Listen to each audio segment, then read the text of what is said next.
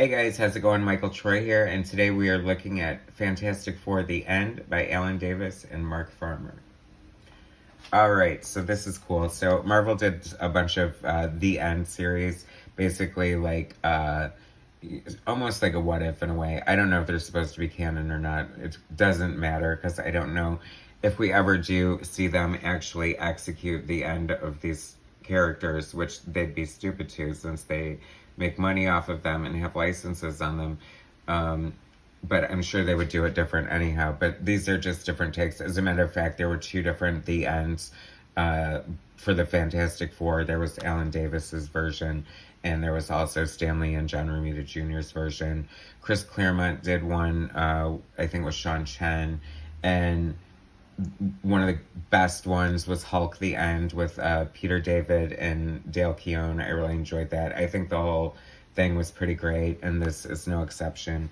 I love Alan Davis's artwork. I really like him as a writer too. I think he did a great job on Excalibur, with or without Chris Claremont. He's very into alternate versions of characters and different timelines and stuff. That seems to be his jam, and he does it really well.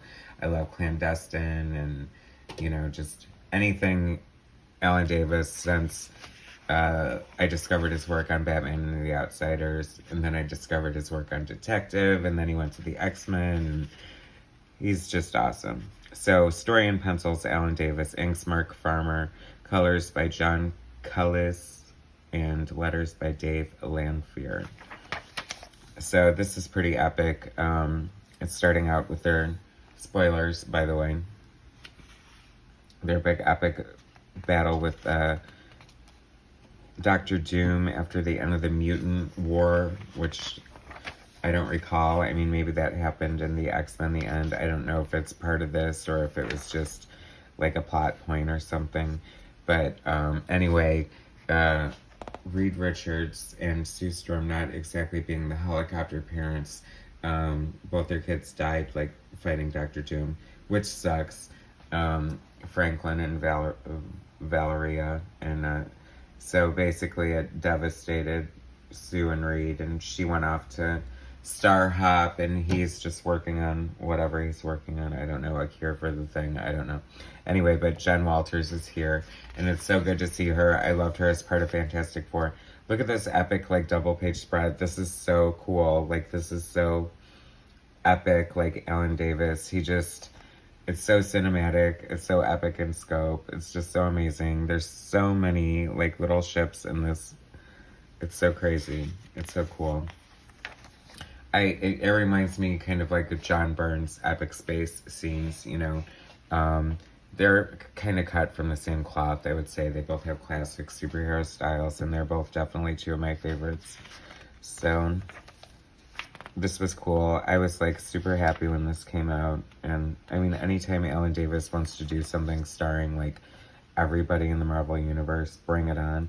See, this one I'm talking about, we get different, versions. We get to see this, fun Captain Marvel, and I guess Iron Man's been downloaded, or Tony Stark's brainwaves have been downloaded into his armor, so whenever they destroy an armor, they just transfer his brainwaves to a new armor, which makes perfect sense. I mean, people like Elon Musk talk about that stuff, downloading your brain, or we're all living in a simulation and that kind of crap, which keeps me up at night, by the way.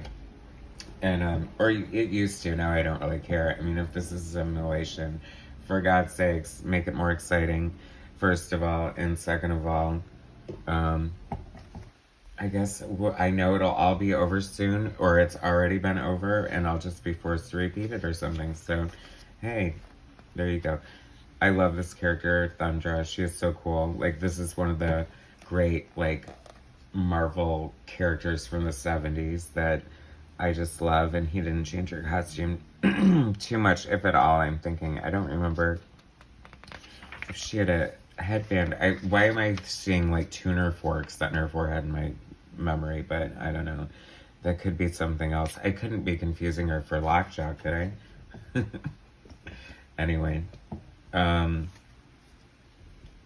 glare on this page See, that's why sometimes these shiny pages, well, I guess if you're filming with floodlights on them, is not such a great idea. But anyway, that's so cool, like giving Johnny a different... I kind of dug the way that Alan Davis handled the Human Torch. You know, he didn't do a complete riff on Byrne or the old school, which is kind of surprising for Alan Davis because, you know, I think maybe, you know, when he did that more modern Fantastic Four with Chris Claremont, it's so cool. I see, that's what I love. There's just so many Easter eggs, so many different characters popping up in here. The High Evolutionary. And just like Byrne, you know, you can tell that Alan Davis has such a love and affection for Kirby and just draws his characters so well when they pop up. I just love seeing that. I got off on a tangent I was on. Now I don't remember, but oh well. It's like talking to me in real life. Like, I usually have 50 conversations spinning, so let's just keep it going.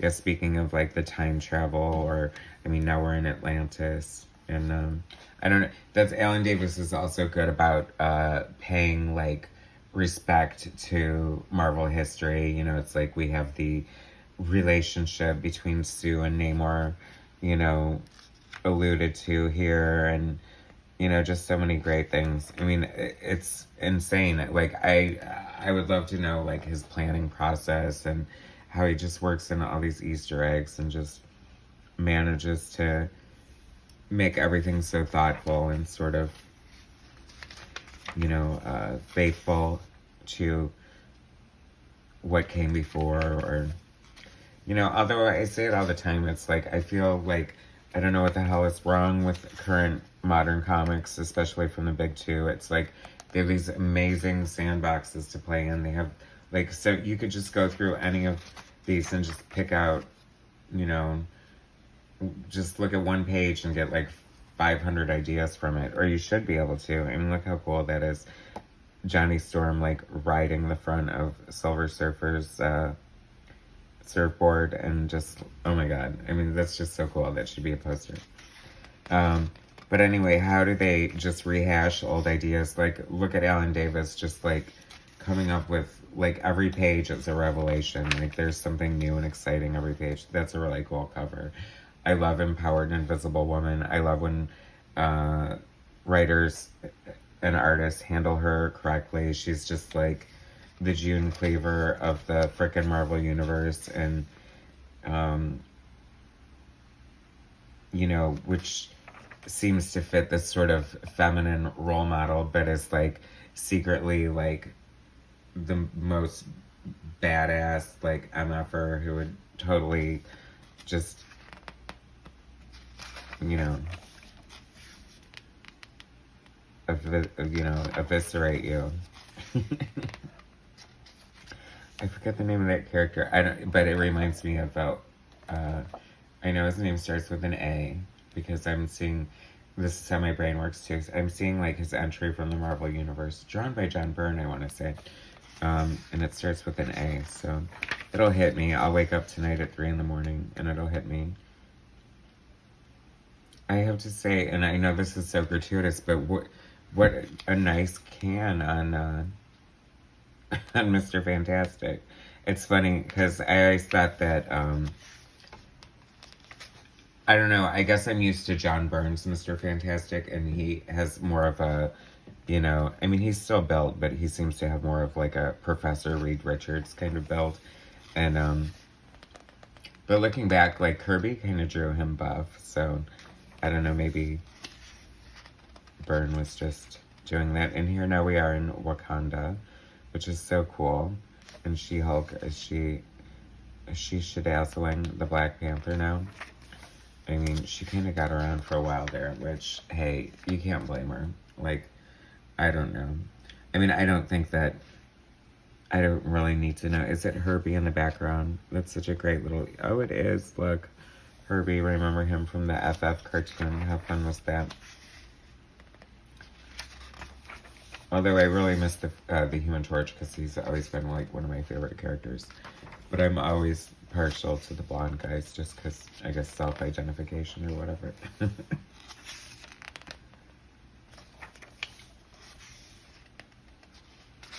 blonde flaming things. The Inhumans. I love the Inhumans.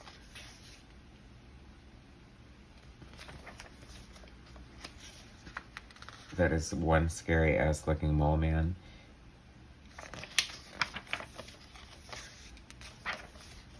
That is so cool. I love that. I just love when, I don't know, you know, it's like, I mean, how many millions of pages has Alan Davis drawn by now? And he doesn't get stale for me. I mean, he constantly seems to push himself and always have this level of quality. It's almost like, I feel like it almost works against him in a way that he just makes this look so simple.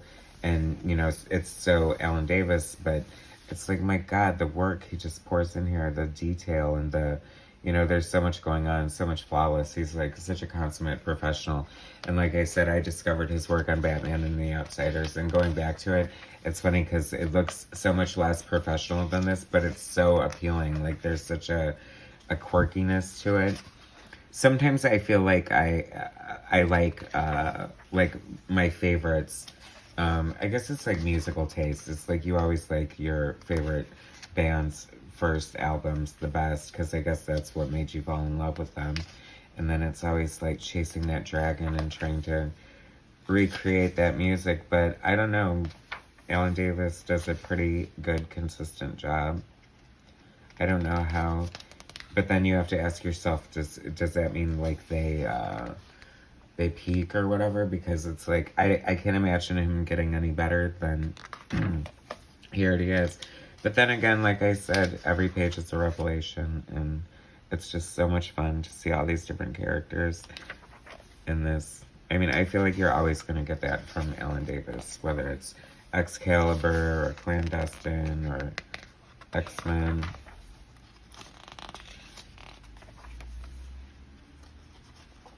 Six-issue miniseries. It's funny, I spot different inker. I don't know. If you guys watch my channel, you know I'm obsessed with the quality of inks on artists that I like. Which is funny because, like, as an artist myself, inking is like kind of the bane of my existence. I struggle with the line weights, and I'm just always so fascinated by the level of quality and talent of so many great inkers. I had the opportunity to do inking assistant at Topco for a brief period of time, but it was fun, and I feel like I learned a lot of stuff, and just their reverence for like the artboard and the quality of inking was just kind of surprising and impressive. So you guys, if you haven't seen this, you definitely need to check out this Alan Davis The End Fantastic Four, because it is completely off the chain. It is so cool. It is so good. I don't think I have to sell you on Alan Davis. Thanks so much for watching. Please subscribe to my channel, hit like, share my content, and I'll bring you some more later. All right, thanks guys.